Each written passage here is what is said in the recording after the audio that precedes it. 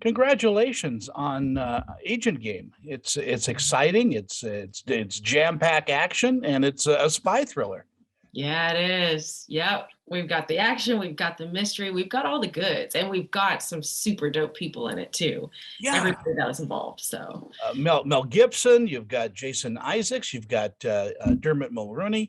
mhm. Uh, who can ask for anything more? My girl Katie Cassidy, we go Yeah, back. So, yeah, you got, and Reese and Hayden, everybody is rock stars. They're super stellar.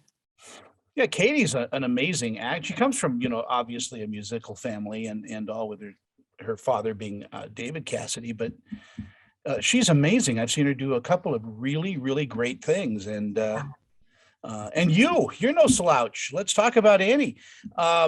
First of all, all the things that you've done with the title Chicago in front of them. Yeah. Yes. Oh my God. So many Chicago's. So many. I mean, I there's a lot of Chicago's. Yeah, I had a lot of fun in Chicago. Everybody there is super great. I mean, Dick Wolf created this massive world, and people love it. And really look forward to every single Wednesday. It's Wolf Wednesday, and wanna see their favorite characters and their favorite stories come to life. Playing Emily though in that, with all the different variations, Chicago PD, Chicago Fire, Chicago, I'm trying to remember the other one, Med. Yeah. Um, your character doesn't stand still. I mean, she changes, and she evolves, which is probably an actor's dream to really kind of do. Yeah. Yeah. She was Emily Foster was or is, a lot I learned a lot about her and just also about myself too, and I wish it was explored a little more, but just also the fact that she's a woman of color that was Mm. fluid, was into men, also women.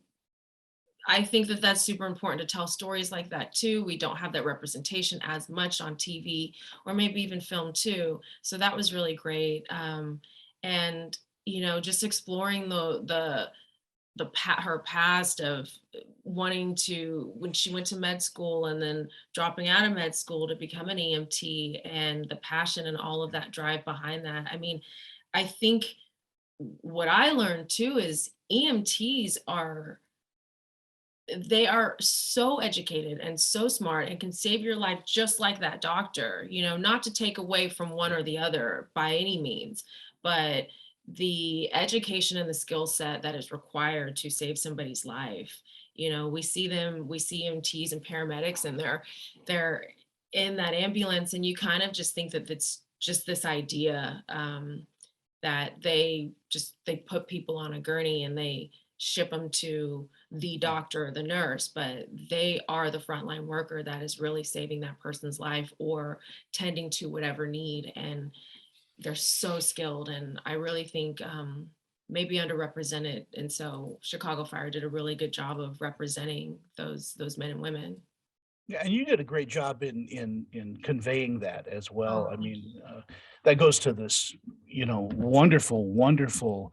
I don't know if is it a natural talent? Is it something that's trained your acting ability? Because you really do take on the persona of whoever you're characterizing. Oh, thank you. I love acting. I love it so much. I love going into different worlds and personalities and lives and being able to really bring that voice to life and to the audience. I maybe some of it's natural. I trained a lot. I've gone to a lot of different studios and been in class and have had really great teachers too.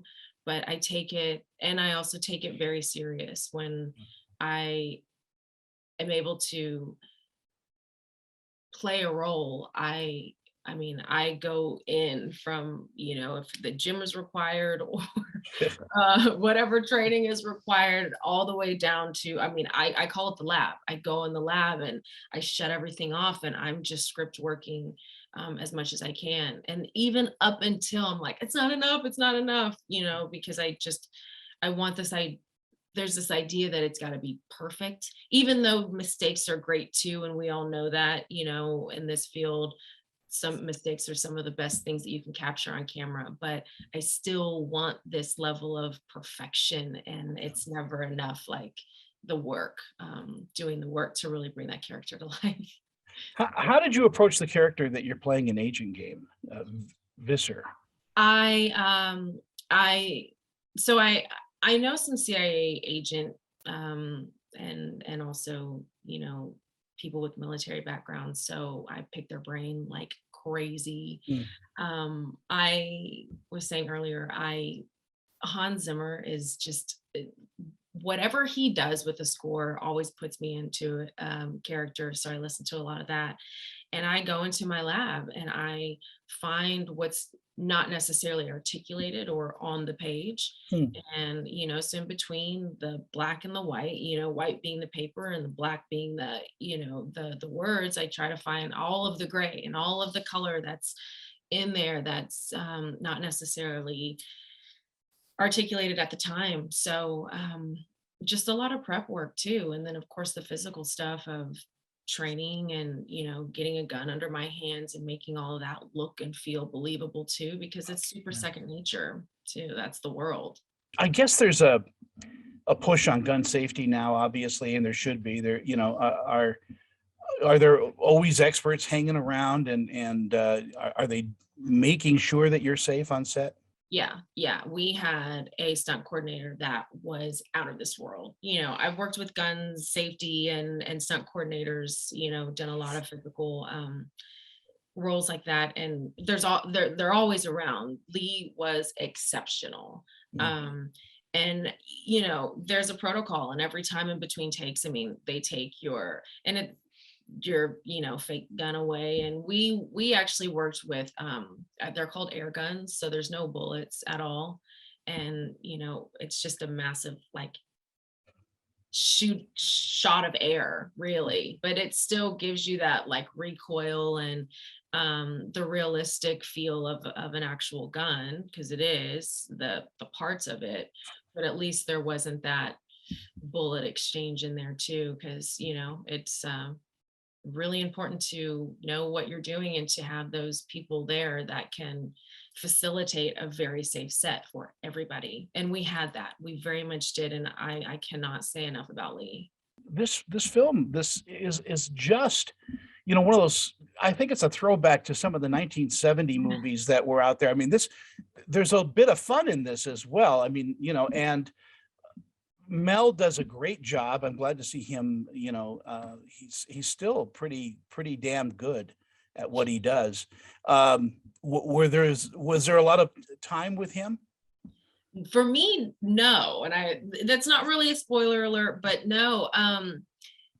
He was able to, well, basically what we did it was, or what they did was, they were able to shoot him out, you could say. So you dedicate the several days or a few days to really getting all of his scenes, and then boom, he's out of there, and we were able to kind of come in and do all of the big Yeah, sure. explosions and all of the really fun stuff too. And so yeah, I was kind of like, where is he? Because you got like an OG, but that's a part of the film, and you want to just be like, I met Mel. Yeah. But I have to say I did not, and that part was, so I just wave at him through I'll, when I go to the movies on Friday, I'll be waving at him like, "Hey, yeah." But you did work with Dermot, Oh yeah. He and is a trip. He is such a riot. Like, I had no idea how fun and funny he was. The moment Grant, our director, would say action, I mean, he's that character. He's yeah, in it. And the moment he would say cut, he was just bouncing off the walls and super hilarious and so funny and so warm. He made that experience for me like comical. And it's kind of funny to say that, because you're yeah, running from someone firing at you, or chasing you down, wherever, in a warehouse. But right when we were done doing that, I was back to laughing again with this guy. Dermot was great. Will you ever direct? I want to. Yes. Yes, yes, yes. Especially now I'm watching, I'm so motivated by the fact that we've got so many more female directors than we've ever had. Um, that is the goal. That is my next big goal, is writing and directing. And I'm saying it now and I'm putting it out there that Good. it will happen in the next couple years for sure. And I do know that you're musical. Um, do A you little enjoy bit. singing, or I I do, but and I can hit some keys, but then sometimes it's just gone. Like, speaking of musical and that talent, when I worked on Chicago Fire, when I was, all of those guys and girls can sing. Um, Daniel Kyrie, Miranda, Kara, Jesse, like the talent that was I was surrounded by, I was like, oh no, no, no, I can't sing. I would hum and just be in the background, and I was taking my piano lessons, but those guys, that's true talent. I mean, they were a band. Christian Stolte, Oh, he, sure. wow. Yeah, so that's, I'm not that good. Well, the question I have for you is, do you find rhythms and cadences in roles that you take on? Yes, absolutely. I've started to do that actually more and more, where there's a way of talking. There is, yeah, there is a rhythm and cadence, and there is almost a song or a beat that is attached to that character. So, absolutely, I was just breaking down a scene the other day and found it in with that particular character. So it's very, very helpful for sure. And in our last moments that we have, what do you think audiences are gonna take away from watching The Agent Game? I think they're going to take away, well, they're going to go, here's the reaction is going to be, I didn't see that one coming. Yeah, For sure. Agent game. I mean, there's a game involved somewhere along the whole movie, right? yeah. And you're figuring, and when you watch movies, mystery, kind of thriller, psychological, all of that, you think, oh, okay, I know it. It's got to be this, or it's that, or it's her, it's him. But this one is, I think they're going to take away the fact that they were a bit stumped and go, yeah, that was really, really good. I didn't see that one coming. Yeah, it is a puzzle, and it is it's a thriller. Uh-huh. Um, are you gonna be, doing more comedy? I think you're just a wonderfully natural comedian. Oh, wow, thank you. I hope so. Comedy is so freaking hard. Yeah, It's intimidating. Like, it's one thing to be funny, like funny, right? And it's yeah. another thing to take somebody else's lines and make and be funny with those. And I am intimidated by that like no other. But like a show like Barry, right, is dark comedy. So I would love to do something like that where or Tig Notaro's type of comedy and energy. That would be that would definitely be the path that I would love to take. Cause I'm super dark, and I kind of think dark things are funny. They have to be at a certain point. You kind of have to laugh at it. But when you can make something dark funny too, that's when you know somebody really is Yeah, there funny. was a series, a few years back called Children's Hospital that I just was I so remember funny. that. Yes, I think I remember A lot that. of people came out of it. I mean, just they just blossomed out of that, but it Yeah, was so dark and so funny. It is such a pleasure to talk with you, Annie. you too, Tony. Thank you. You have Thank a you so wonderful much. afternoon. Are You you on too. the East Coast now or the West Coast? I'm West Coast. Yep. About to Okay. hit this heat wave pretty soon. Yeah, we're about to Yeah, get get one ready, but coming. batten down the old air conditioner. Yeah, yeah, yeah, yeah. Are you East Coast? I'm in Salt Lake City. I grew up Okay. on in Los Angeles. Oh, nice. Yeah. Yeah, so Yeah. it snowed this morning and now it's warming up. Oof. Yeah. I That's the don't miss. type of day we have. Yep. Yeah. I don't miss that snow. I don't miss that snow at all. Yeah, well, we don't get it like Chicago or Chicago does, but oh, yeah, it just impedes everything. it does. It Well, really does. you are a delight. Thank you so much. You too. Take care. Thank you. You too. Bye bye.